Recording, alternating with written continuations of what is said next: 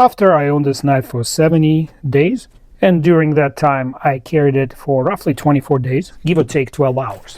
I actually owned 2 Hawk Talons, I'll explain why in a second, and the second one lived in the case since the day I tested it for hardness.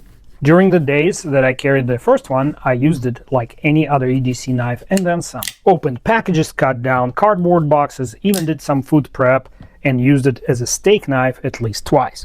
The steak didn't taste any better. Let's find out how the knife held up. Here they are, side by side. I dare you to spot any differences in blade finish and handle condition. I mean, I know where the little secrets are hidden, but all in all, after all the use and hand washing and soap washing, not even patina on this copper fat carbon. But even at this hardness, and especially when I compare it to the factory edge on the second knife, definitely we're getting a little bit of wear, especially in the belly area where I cut the steak on a porcelain plate. And this is how the edge looks now under the microscope. The apex is rounding off a little bit. Sort of a graceful degradation, consistent wear radius. I am pretty happy, and the knife is still pretty sharp. But here's the original edge on the second blade, which reflects how it looked like from the factory. I don't think I cut anything with it at all. Here you see that the apex is a lot thinner line. I think perhaps it's now a good time to hone and strop the blade, so let's get into that.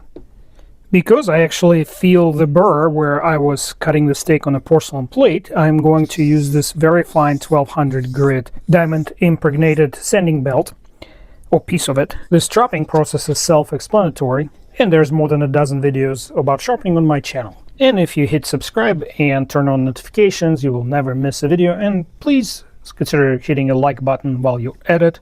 The gentleman who designed and makes this knife is Gavin Hawk, and on December 5th, 2025, on his way to the airport, he spent 57 minutes on the phone with me talking about knives.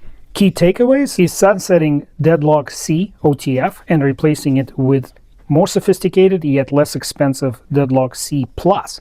And he is nearly done with production of Talons and very likely will sunset them too. And here's the result of my stropping under the microscope.